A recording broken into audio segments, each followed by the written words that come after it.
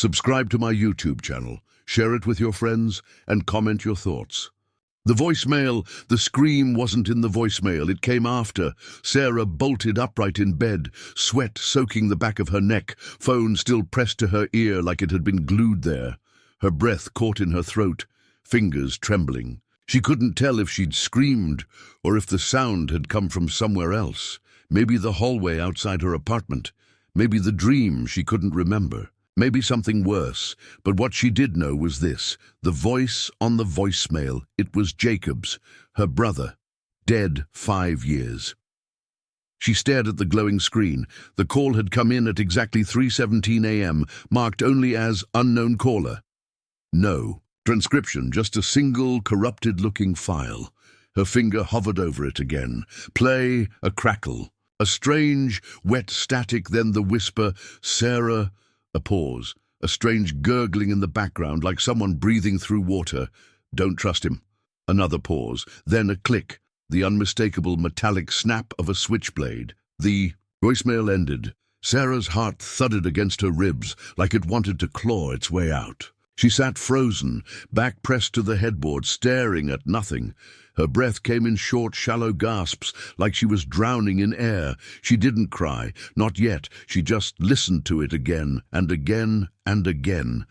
By the 5th listen, the voice didn't lose its clarity. If anything, it sounded closer, more alive, more aware. And that's what scared her the most. Jacob had always called her Red growing up, a nickname from her coppery hair that refused to stay straight no matter how hard she tried. No one else used it. Not Darren, not friends, not even their mother. It was Jacob's alone, and she'd heard it, in the pause between the first whisper and the knife sound, faint, like he was leaning into the speaker. Red, don't trust him. The world didn't make sense after that. Sarah sat on the floor of her bedroom for nearly 2 hours, the phone still in her hand, every light in the apartment blazing. She turned the TV on, but didn't watch. She opened all her social apps, but didn't scroll. Her hands shook too much to even make tea. She just waited, and at 4:49 a.m., it happened again. New voicemail. Same unknown number. She nearly dropped the phone trying to play it. This one started the same, crackling, static. Then, he's not who he says he is. Don't let him in. I see what he really is. I see it now. Then a noise, a long, strangled moan that turned into a screech, like metal tearing against bone. Like something was inside him trying to get out. Then Jacob screamed. It wasn't a scream of fear. It wasn't even human, not entirely. It was the sound of someone dying again, someone being torn in half, soul first. The voicemail ended abruptly, like something had yanked the phone from his hand. Sarah's phone hit the floor. She didn't pick it up for hours. By 8 a.m., she called in sick to work. Migraine, she told her boss. She sounded convincing enough, but her voice shook when she hung up. Every time she blinked, she saw her brother's face, pale, blood down his cheek, eyes full of apology. He died saving a kid from a fire. The newspapers had called him a hero. The body they pulled from the wreck was charred almost beyond recognition. But Sarah had identified him by the bracelet, the one she'd made him, when they were kids. Blue, red, and black thread, frayed and dirty, but unmistakably his. She never got to say goodbye. Not properly, not really, not until 3:17 this morning. She didn't leave the apartment all day, couldn't eat, couldn't sleep. She kept watching the door like something might walk through it. The second voicemail kept playing in her head, on repeat. That scream, that voice, don't let him in. She tried to tell herself it was a prank. AI, some messed up deepfake, maybe someone using audio pulled from old videos. But no one had those clips. The only recordings of Jacob were on her old laptop, buried in an external drive, private, untouched, and that wasn't AI. That wasn't fake. That was Jacob's voice from the other side, and he was terrified.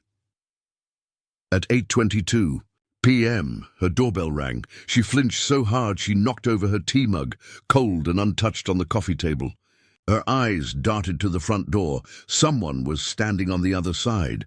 She crept closer, careful to keep her steps silent, and peeked through the peephole. It was Darren, her fiancé. He was smiling, holding a paper bag. Takeout, probably. His eyes were tired but kind, the way they always looked when he was trying to take care of her. He looked normal. But Sarah didn't move. "Hey," Darren called, pressing his face a little closer to the door. "You didn't answer your texts. You said you weren't feeling well, thought I'd bring you soup." Sarah's breath hitched. She stared at him through the peephole, and her stomach began to twist. It wasn't just what he said. It was how he said it. Because Jacob had said those exact same words once, years ago. She'd been 12, home sick with the flu.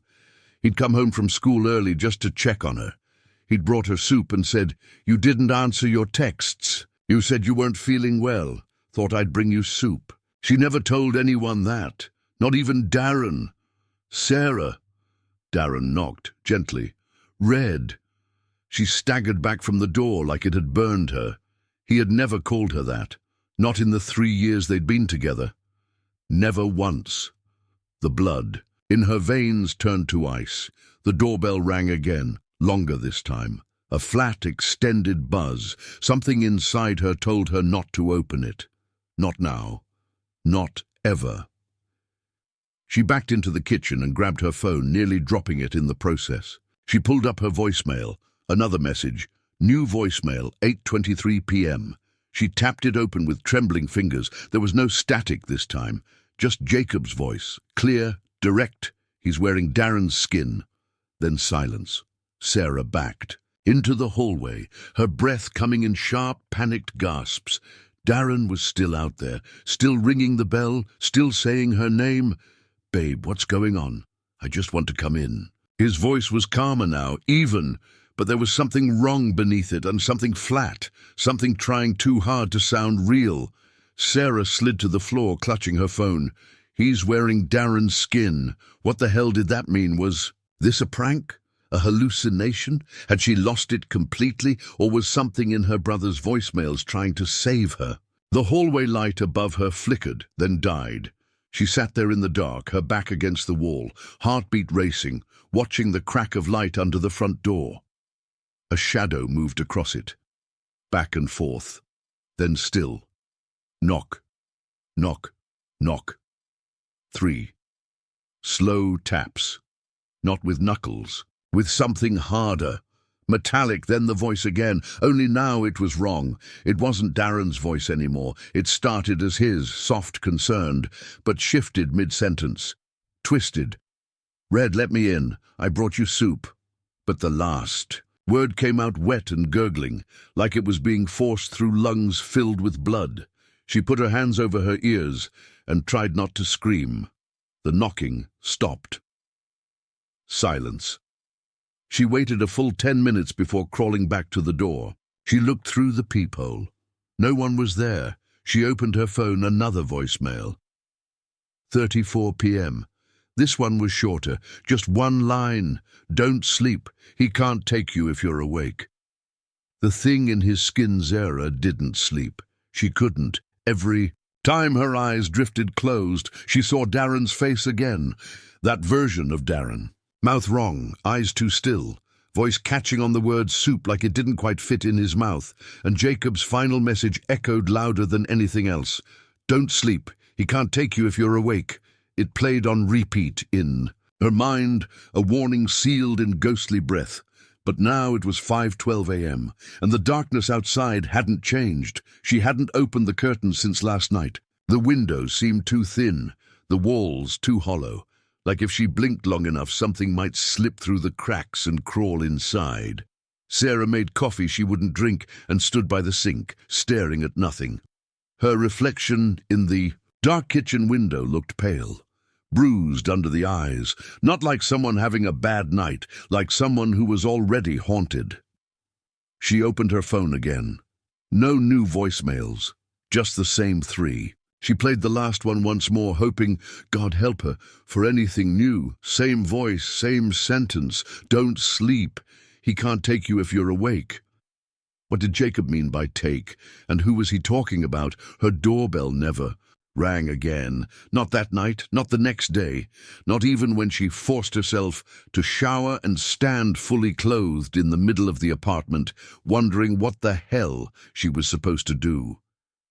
She considered calling Darren. But what would she say? Hey, I think something possessed you, and my dead brother is leaving me voicemails at 3 a.m., warning me you're not really you. Also, you called me Red, and you don't know that name. That wouldn't go over well. She didn't even know if it was Darren outside last night. It looked like him, moved like him, smiled like him, but the voice didn't belong to him, not fully. And now she couldn't stop thinking about Jacob's words. He's wearing Darren's skin. By 10 a.m., Sarah cracked.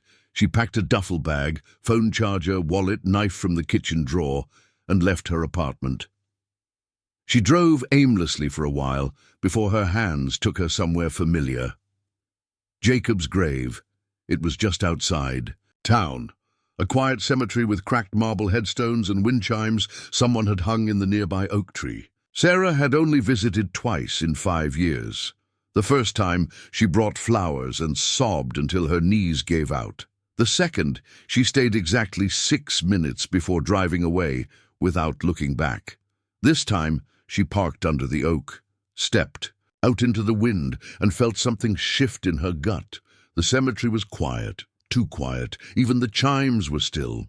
She found his grave easily, 3rd row back under a crooked willow. His name was etched deep into the stone. Jacob Michael Lane, 1992-2020. He burned so others would live. The inscription still stung. He'd hated being called a hero. Sarah knelt beside the stone and placed her hand on the cold granite. "I need you to explain," she whispered. "I need to know what the hell is going on." A breeze stirred the leaves behind her. Then, her phone buzzed. She jumped, fumbling it open. New voicemail, 10:37 a.m. She didn't hesitate. Jacob's voice came through, softer this time, almost out of breath. "It's not just him, it's them. They take faces, take memories. They dig through what you miss most and wear it like a mask, and you let them in because you want to believe it's real. But it's not, Red." A long pause. "I let one in. The night I died. It wasn't just a fire. I saw it, in the mirror. It had my face, but the eyes were glass, like a mannequin. It whispered your name before the flames came. Then quietly, so broken, I tried to keep it with me, tried to burn it, but it followed you instead." Sarah felt like her soul had been punched. Whatever had come to her door last night, it wasn't Darren. It was something that had followed her from the fire. She drove straight to her mother's house. She hadn't spoken to her in over a year, not since the fight. But this wasn't about family drama anymore. She needed answers, real ones. When her mother opened the door, she looked surprised, but not angry. "Sarah, I need to talk to you. About Jacob." Her mother's face drained of color. 10 minutes. Later they sat at the kitchen table, the same place they used to eat pancakes every Saturday morning before everything shattered. "You said you identified Jacob's body," Sarah began slowly. "But did you see his face?" Her mother blinked. "What kind of question is that?" "Just answer it." Her mother looked down at her hands.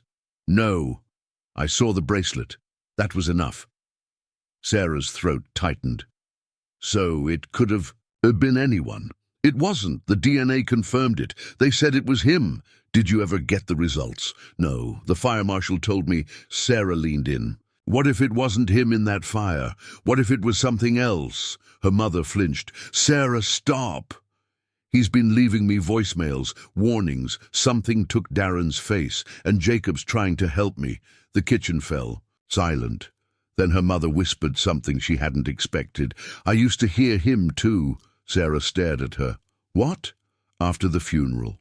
I'd be in bed and hear someone crying outside. At first I thought it was in my head. Grief, You know, but one night I saw him outside the window looking in. She rubbed her arms. He was burned, but he smiled at me. Then he whispered, "Don't open the door." I thought I was losing it. Sarah's stomach flipped. That same warning. Why didn't you ever tell me? I thought I was going crazy, her mother said, tears brimming. I still do. Sarah's hands trembled. It's real, she whispered. Whatever this thing is, it's not just tormenting me, it wants in, and Jacob's trying to stop it. They sat in silence. Then Sarah stood. I need to go. Where? Back to where it started. She drove back to the ruins of the old house where Jacob died. The property had been fenced off, condemned, but Sarah slipped through the gap behind the chain link. The smell of ash and rot still lingered in the blackened wood and melted glass.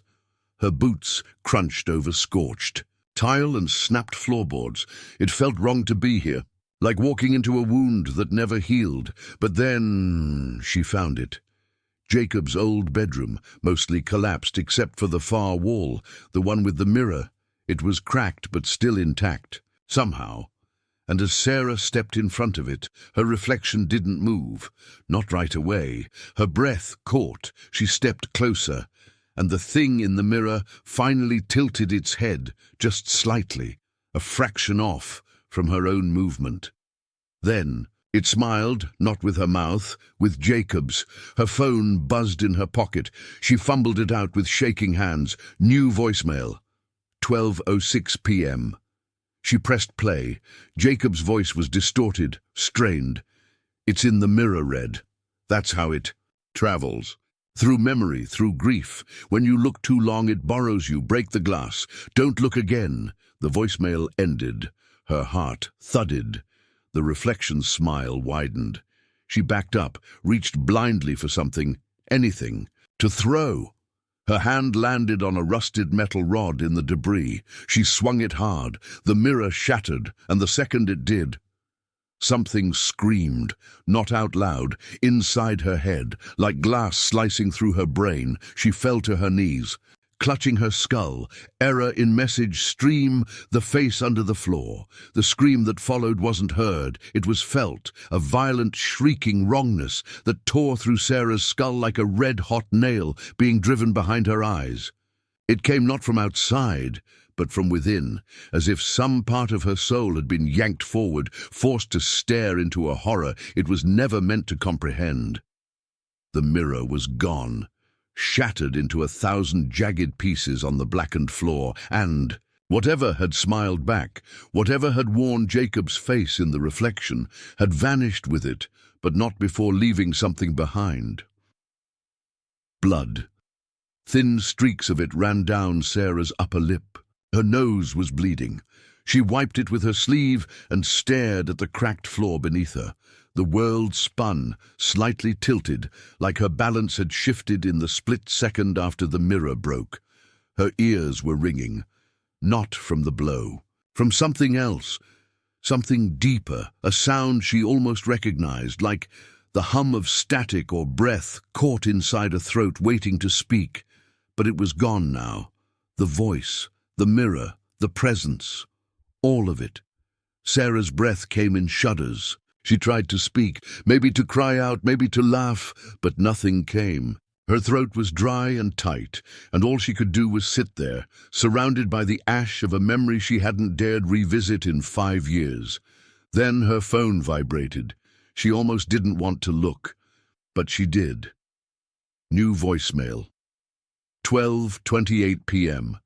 Jacob's voice, strained and broken. Red, listen, you cracked it, but that won't stop it. It's tied to the room, not just the glass. It lives in that reflection, but now it's loose. It'll find a new shape. Maybe it already has. Darren was just the first. Then, softly, it can only wear skin you remember. A long pause. You're not crazy, but you have to act like you are. Because the minute someone else believes you, it spreads. The belief feeds it. Silence. Then finally, there's something under the floorboards. Left it for you. I hoped it wouldn't come to this. The voicemail cut out. Sarah stared. At the phone, shaking, under the floorboards. She looked around the ruins of the bedroom, the charred walls, the warped ceiling, the water-stained floor. Most of it had collapsed, but the center of the room, near the spot where the bed used to be, remained almost untouched. Sarah moved forward slowly, heart racing, until her boot tapped something hollow. Thump. She froze, bent down, and saw a faint crack in the wood. A corner peeled up. Someone had wedged something flat, maybe a razor blade or a key, into the seam once. She grabbed a broken shard of the mirror and slid it under the floorboard edge. Pride.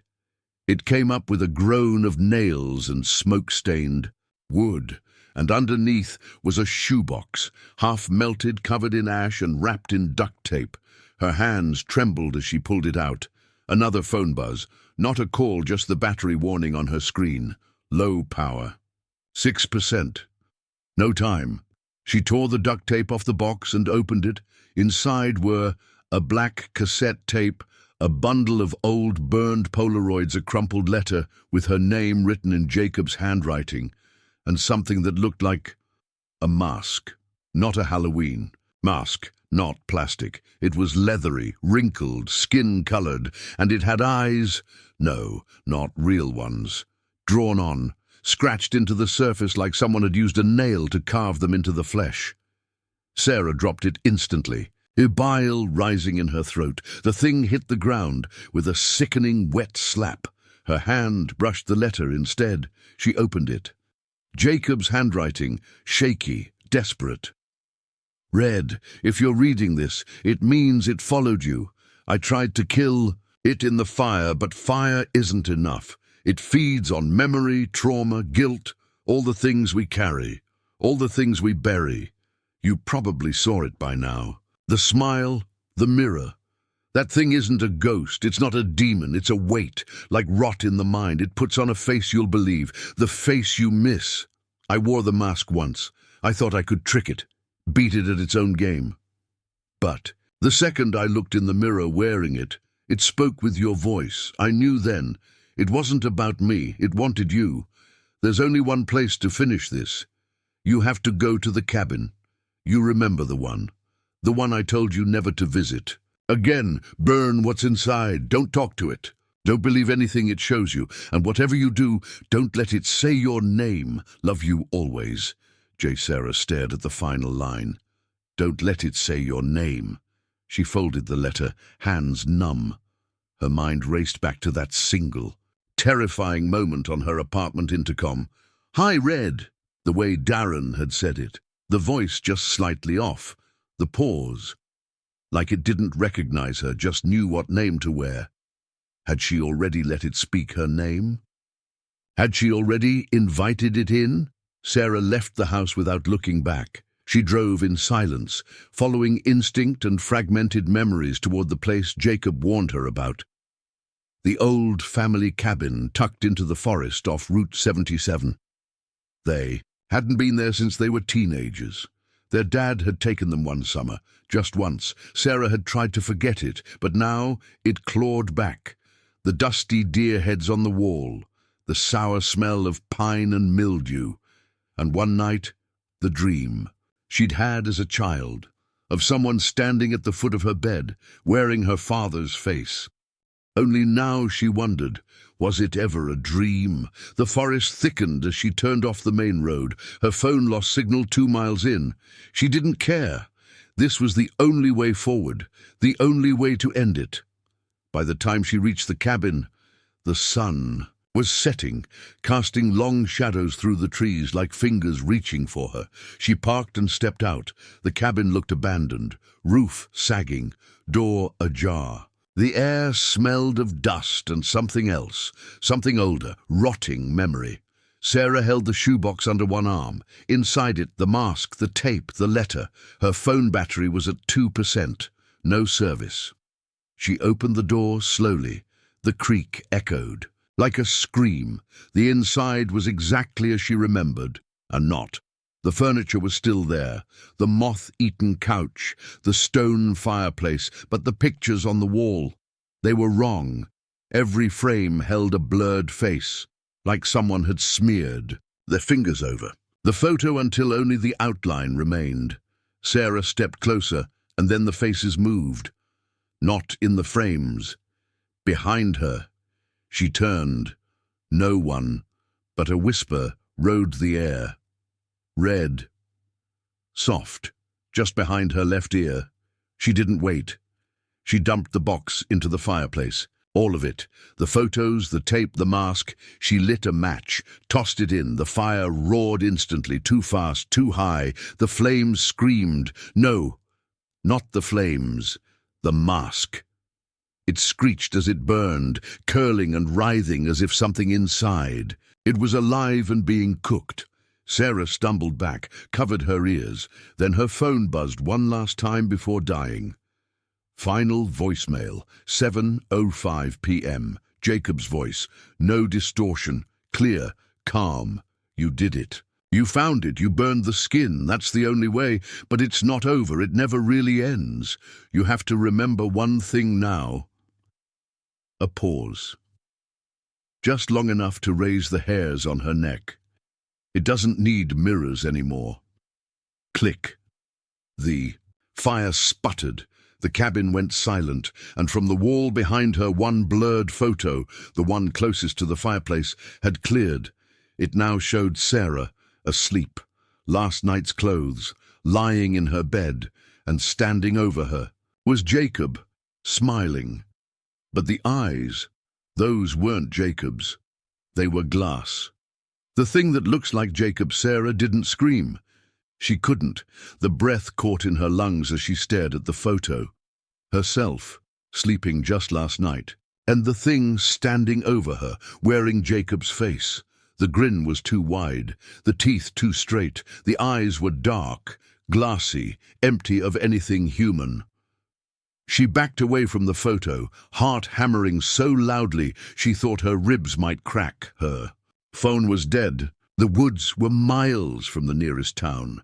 The sun had vanished behind the trees, and the cabin felt like a box that had just sealed itself shut. Sarah forced herself to think. What now? She'd done what Jacob said, burned the mask, destroyed the box.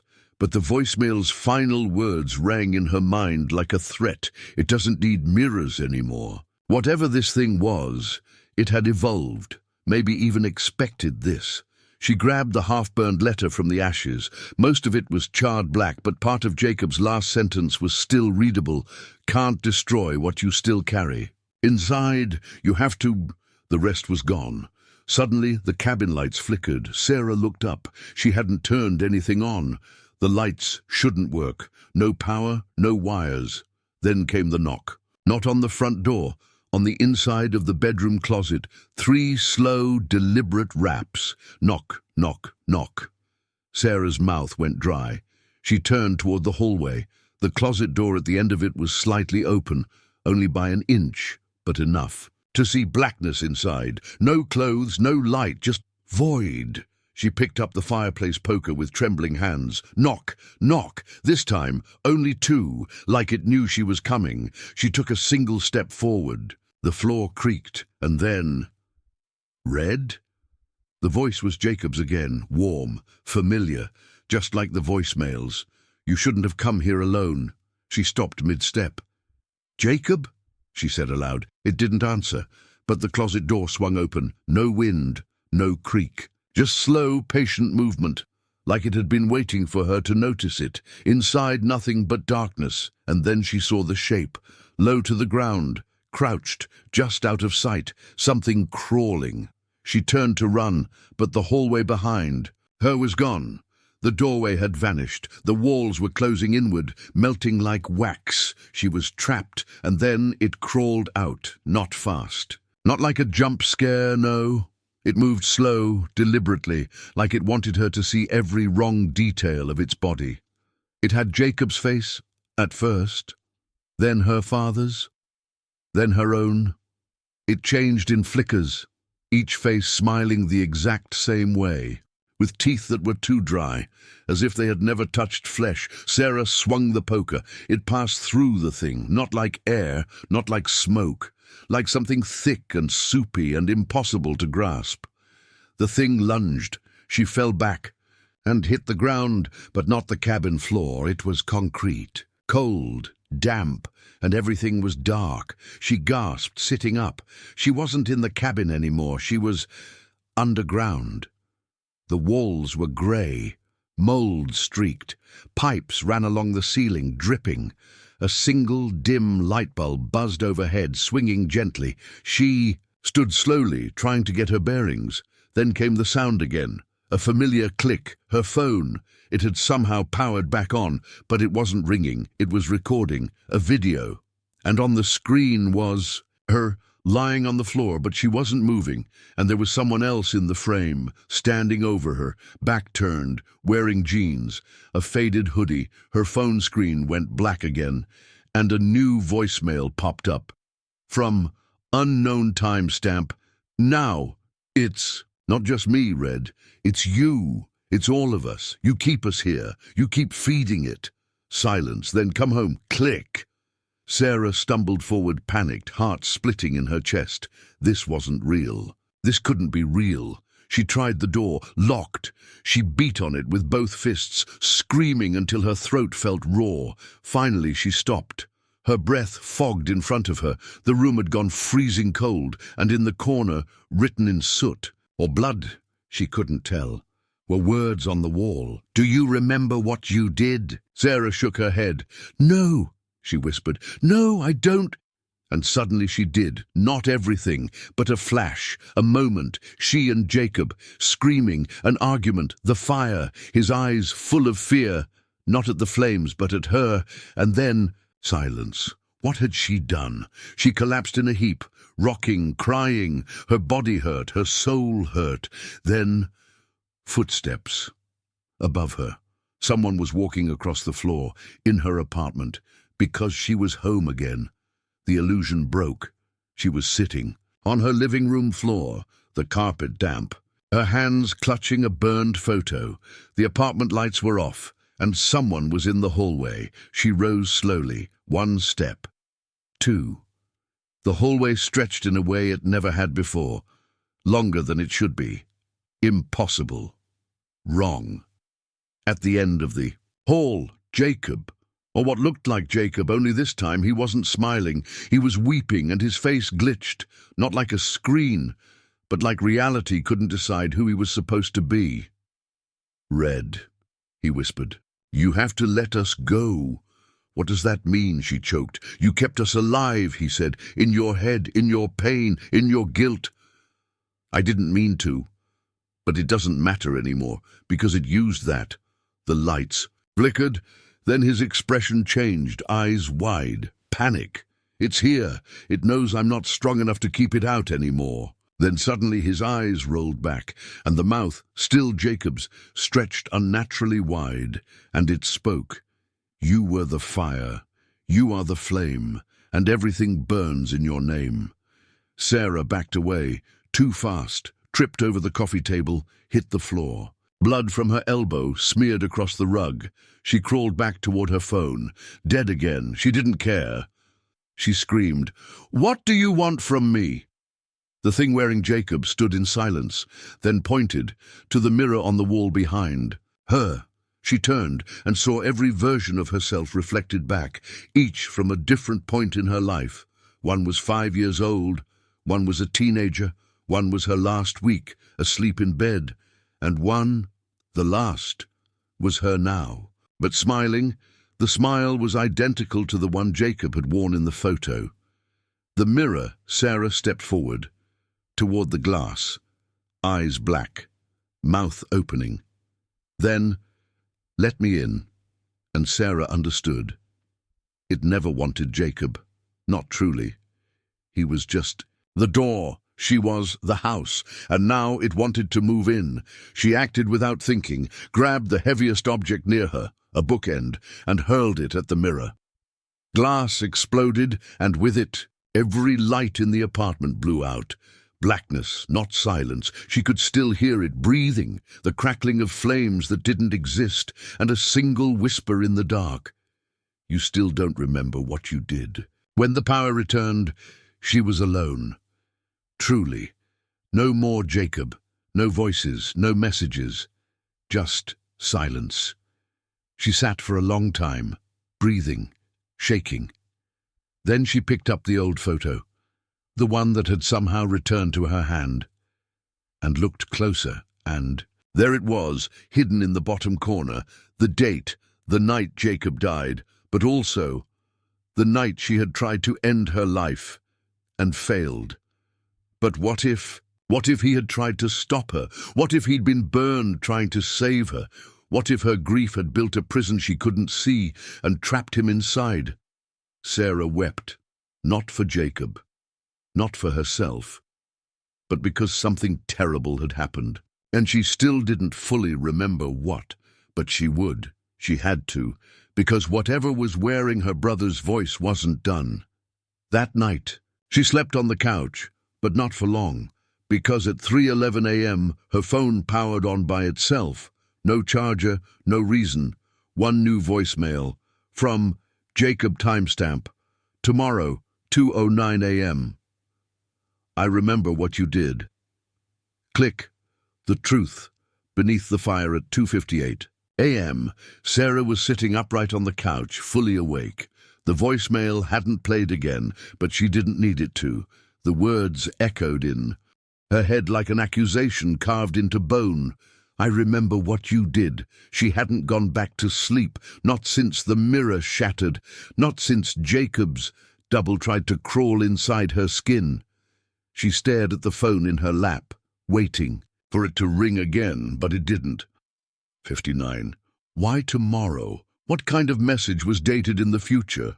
She pulled up the voicemail again, listened. Same words, same cold tone. I remember what you did. Click. But something felt different this time.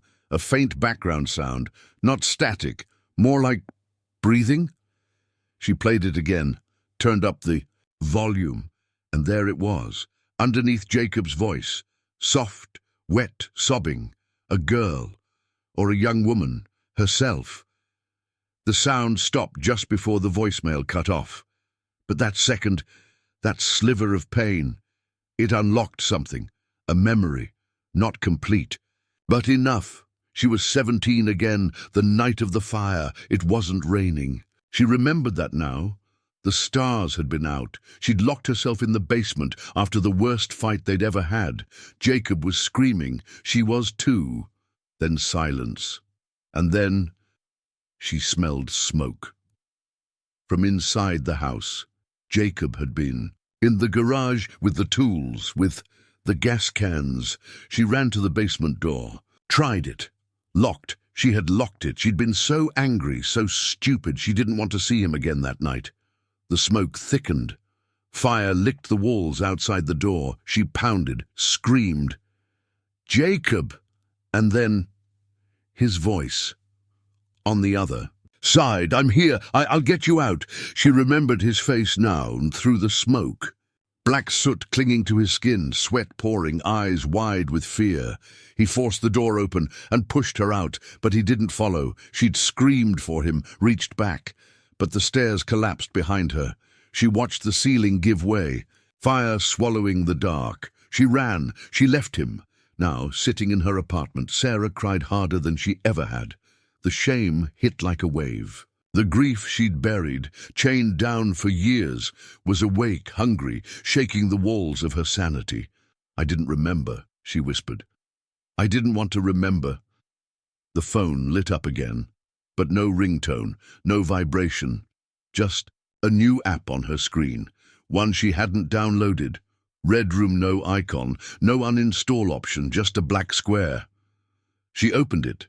The screen turned white, and then flickered to a grainy live video feed of her apartment, from above, like a security cam, mounted on the ceiling, except there was no camera.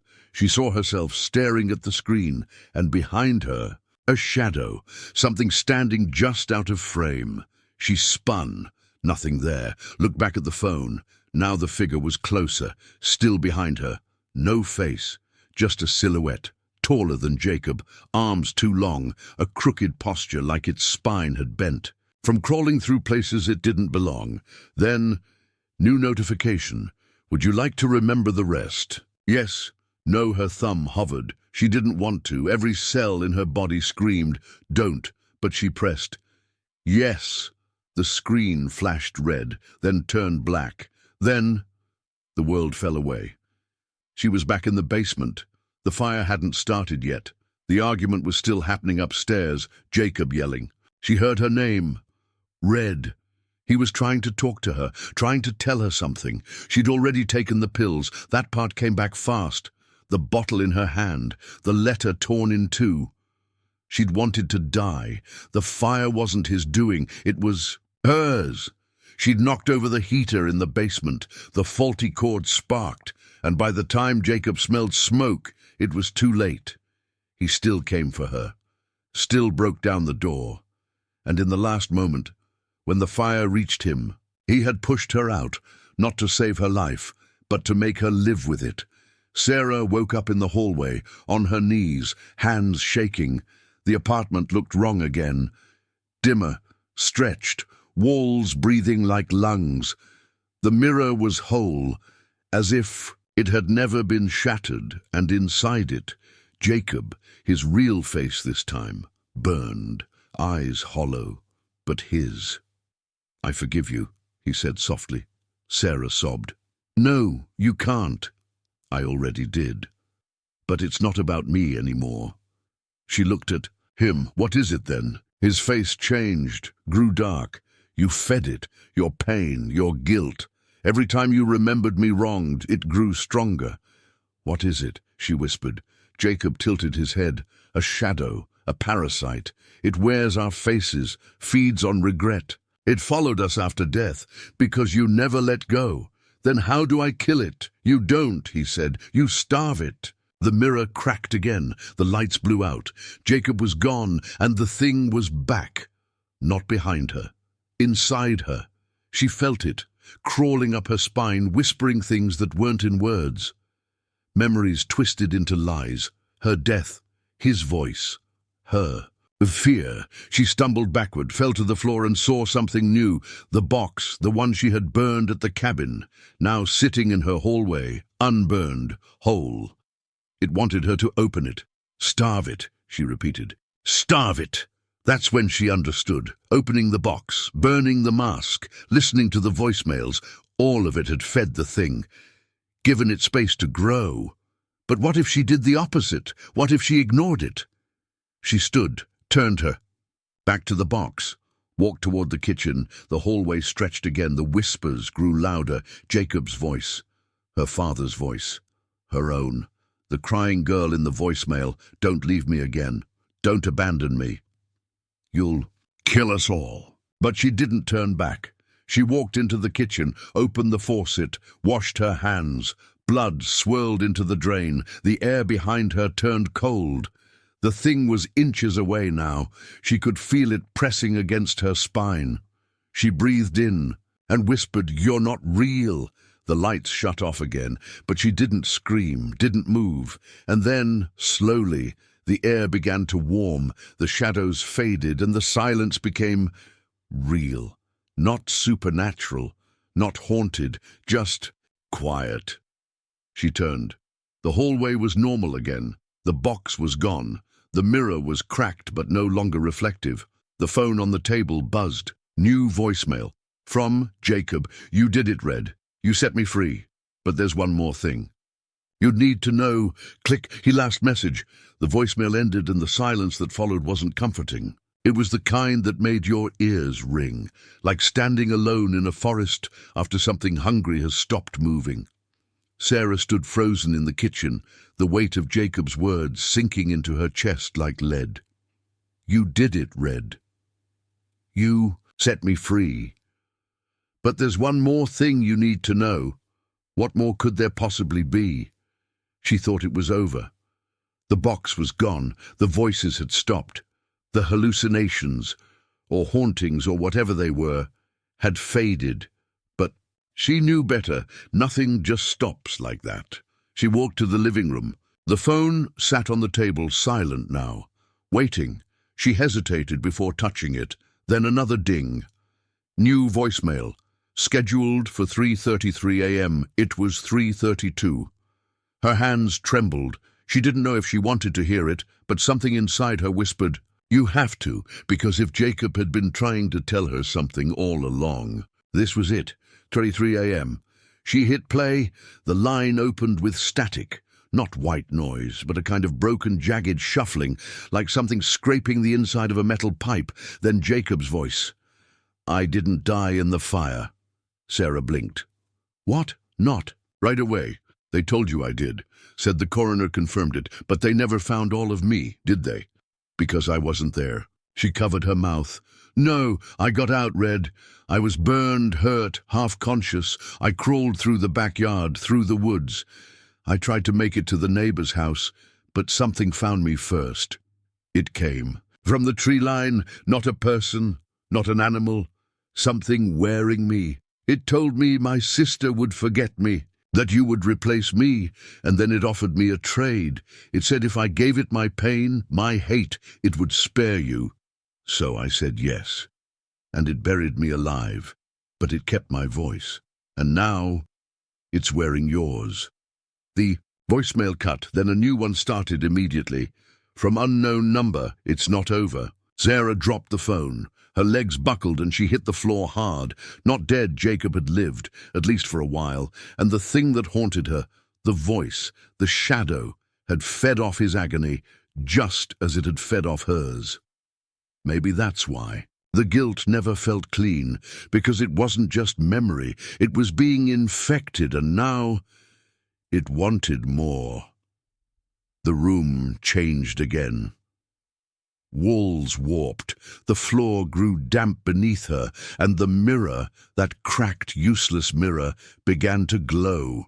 From within, not with light, with movement. Her own reflection stepped forward, but not her. The eyes were wrong, too still, too black, as if painted on from the inside of a closed casket. It spoke. "You let him burn." "No," she whispered. "You wanted him gone?" "No. You thought it would make them love you more." Sarah clutched her ears. "Shut up!" But he lived, Red. And while you cried to the world, he screamed into the dirt. "You made this. You invited me in." The mirror spiderwebbed with cracks, and then shattered outward, shards flying like wasps, one slicing her arm deep. She screamed, holding the wound, and behind her the reflection, her doppelganger, stood whole, no longer in glass. Breathing, smiling, time. To trade places, it whispered. Sarah ran through the apartment. The hallway kept stretching, turning into the woods behind their childhood home, burned trees, charred ground, but still familiar. She stumbled onto the clearing where Jacob had been buried. There was no gravestone, just ash, and a single black rose, untouched by fire.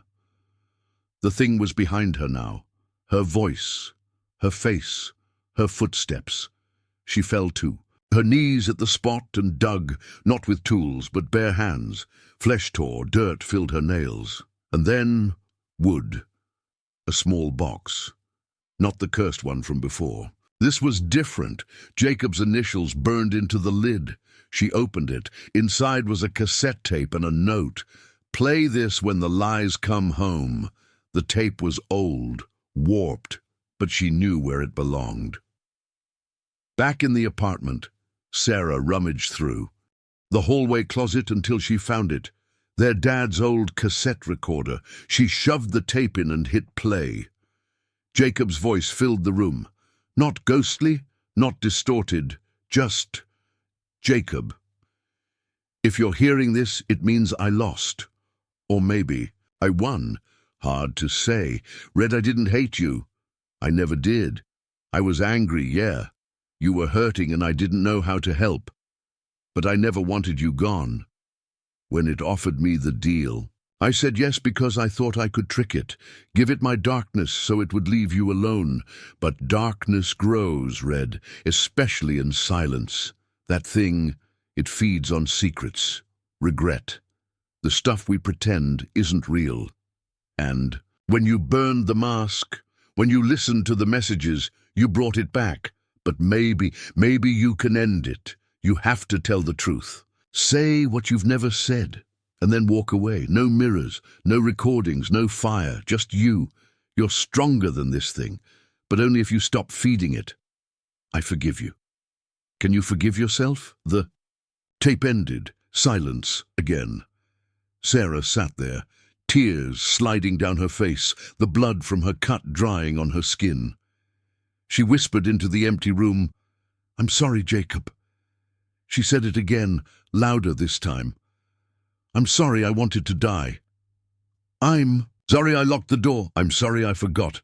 And I'm sorry I let the memory of you rot in a lie." The thing behind her, the shadow, the fake, the monster, shrieked, but it didn't attack. It withered, collapsed into smoke and static, the shape unraveling like a thread pulled from a corpse's sleeve, and then gone. Dawn broke through. The windows, real light, warm. The apartment was quiet. The mirror, nothing but glass now. Cracked but harmless, Sarah stood, walked to the window, and watched the sun rise over the city. She breathed in. For the first time in 5 years, the air didn't feel like ash. She picked up her phone. One new voicemail from Jacob. "Thank you, Red. This time, I get to rest." Epilogue. A week later, Sarah drove out to the burned remains of their childhood home. There wasn't much left. Just a foundation, a few melted beams, and what looked like a collapsed staircase under a tangle of weeds. She brought a new gravestone, set it by the tree line, carved it herself. Jacob James Walker, 1998-2020. Brother, protector, witness, survivor. She lit a candle, left the black rose, and for the first time since she was 17, she whispered something just for herself. "I'm still here." And from the trees, no answer came. Only peace. The end. Thank you for experiencing this original horror story with grey whispers.